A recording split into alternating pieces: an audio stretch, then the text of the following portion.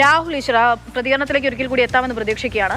രാഹുൽ ഈശ്വർ നമുക്കിപ്പോൾ ടെലിഫോൺ ലൈനിൽ ചേരുന്നുണ്ട്. ശ്രീ രാഹുൽ ഈശ്വർ, മുൻപ് അങ്ങിതൊരിക്കൽ സൂചിപ്പിച്ചു എന്നുള്ളതാണ് ഞാൻ ഓർക്കുന്നത്. ഇവിടെ ഇപ്പോൾ ദേവസ്വം മന്ത്രി പറയുന്നത് അമിതമായിട്ടുള്ള ഇടപെടൽ അത് കോടതിയുടെ ഭാഗത്ത് നിന്ന് ക്ഷേത്രങ്ങളിലേക്കും ദേവസ്വത്തിന്റെ കാര്യത്തിലേക്കും ഒക്കെ ഉണ്ടാകുന്നു എന്നുള്ള ഒരു വിമർശനം ആണ് ദേവസ്വം മന്ത്രിയുടെ ഭാഗത്ത് നിന്നുണ്ടാകുന്നത്. സ്വാഗതം ചെയ്തു.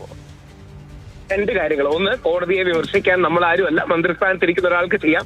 എനിക്ക് കോടതിയോട് വളരെ ബഹുമാനോത്തരം അഭ്യർത്ഥിക്കാനും ഒരുപക്ഷെ പ്രാർത്ഥിക്കാനും ഉള്ളത് ഈ വിമർശനം കോടതികൾ സീരിയസ് ആയിട്ട് എടുക്കണം എന്നുള്ളതാണ്. അത് വേറൊന്നും കൊണ്ടല്ല, കോടതിയിലാണ് ഏറ്റവും വിശ്വാസം. ഒരു സാധാരണ ഇന്ത്യക്കാരന് ഇന്ത്യൻ കോടതിയിലും ഇന്ത്യൻ പട്ടാളത്തിലുമാണ് ഏറ്റവും വിശ്വാസം, സംശയമൊന്നുമില്ല. പക്ഷേ ദൈനംദിന പ്രവർത്തനങ്ങളിലടക്കം ശബരിമല, കുറച്ചുകൂടെ തുറന്നു പറഞ്ഞാൽ ശബരിമല സ്വർണ്ണക്കൊള്ള കേസിലടക്കം എല്ലാവരുടെയും ഭാഗത്ത് നിന്ന്, അതിൽ കോടതി ഉൾപ്പെടും, എല്ലാവരുടെയും ഭാഗത്ത് നിന്ന് അമിതാവേശം ഉണ്ടായി എന്നൊരു സംശയം ഇന്ന് പലർക്കും ഉണ്ട്. രണ്ട്, ദൈനംദിന പ്രവർത്തനങ്ങളിലടക്കം അല്ലെങ്കിൽ ചെറിയ ചെറിയ കാര്യങ്ങൾക്കടക്കം അമിതമായ ഇടപെടൽ വരുന്നോ എന്ന് ആൾക്കാർ സംശയിച്ചാൽ അവരെ കുറ്റം പറയാൻ കഴിയില്ല.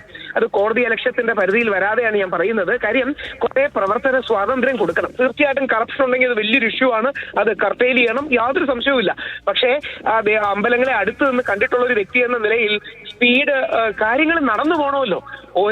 അതായത് കാര്യങ്ങൾ, അമ്പലത്തിന്റെ ഓരോ കാര്യങ്ങളും നടന്നു പോകണം. അപ്പം കോടതിയുടെ മേൽനോട്ടം നല്ലതാണ്. ആ മേൽനോട്ടം ഒരു സൂപ്പർവിഷൻ ആണ്, മൈക്രോ മാനേജ്മെന്റ് അല്ല. ആ വാക്ക് ഞാൻ ബഹുമാനപുരസരമാണ് ഉപയോഗിക്കുന്നത്. വേറെ ഒരു സ്ഥാപനങ്ങളുടെയും മൈക്രോ മാനേജ്മെന്റ് അമ്പലങ്ങളുടെ കാര്യത്തിലേക്ക് വരുന്നത് നല്ലതല്ല. എന്നാൽ അക്കൗണ്ടിംഗ് അടക്കമുള്ള കാര്യങ്ങൾ മാനേജ്മെന്റ് ഇപ്പോൾ കോടതിയുടെ ഭാഗത്ത് നിന്ന് ഉണ്ടാകുന്നുണ്ടോ ക്ഷേത്രങ്ങളിലേക്ക്? ഞാനങ്ങനെ പറയുന്നത് ശരിയല്ല. എന്നിരുന്നാൽ പോലും അങ്ങനെ ആശങ്ക പല കോണുകളിൽ നിന്നും ചിലപ്പോഴെങ്കിലും ഉയർന്നു വന്നിട്ടുണ്ട് എന്ന കാര്യം നമ്മൾ തമസ്കരിക്കാൻ പാടില്ല. മന്ത്രി പറയുന്ന സ്വാതന്ത്ര്യത്തോടെ നമുക്ക് പറയാൻ കഴിയില്ലല്ലോ. അപ്പൊ അതുകൊണ്ട് വളരെ പ്രഗത്ഭനായ ഒരു മന്ത്രിയാണ്, നമുക്കെല്ലാം അറിയുന്നത് പോലെ ആഴത്തിൽ പരിണിതപ്രജ്ഞനായ വളരെ മുതിർന്ന ഒരു കോൺഗ്രസ് നേതാവാണ് ശ്രീ മുരളീധരൻജി. അപ്പൊ അദ്ദേഹത്തിന്റെ എക്സ്പീരിയൻസ് ഒക്കെ നമുക്കറിയാം. കോടതികൾ അതൊരു പോസിറ്റീവ് ക്രിറ്റിസിസമായി അല്ലെങ്കിൽ പോസിറ്റീവ് ഫീഡ്ബാക്കായി എടുക്കണം. ഈ രാജ്യം മുഴുവൻ പല സ്ഥലങ്ങളിലും അമ്പലക്കൊള്ള നടക്കുന്ന അവസരമാണ്. അതുകൊണ്ട് കോടതികൾക്ക് വലിയ പ്രസക്തിയും പ്രാധാന്യവും ഉണ്ട്, ഇല്ലെന്നല്ല ആരും പറയുന്നത്. ഒരു ബാലൻസിലാണ് ഇതെല്ലാം പോകുന്നത്. അതായത് കോടതി, പോലീസ്, ദേവസ്വം ബോർഡ്, തന്ത്രിമാർ, ഭക്തജനങ്ങൾ, ഇതിന്റെ ഒരു ബാലൻസിലാണ് കാര്യങ്ങൾ പ്രധാനമായിട്ട് പോകുന്നത്. ആ ബാലൻസ് മെയിൻറ്റെയിൻ ചെയ്യണം. ആ ബാലൻസ് മെയിൻറ്റെയിൻ ചെയ്യുന്നതിൽ കോടതികൾ ഈ ദൈനംദിന കാര്യങ്ങളിലേക്ക് ഏർപ്പെടുമ്പോൾ എന്ത് പറ്റുന്നു എന്ന് പറഞ്ഞാൽ പല കാര്യങ്ങളും വളരെ സ്ലോ ആവും, പല കാര്യങ്ങളും വളരെ എന്താ പറയുക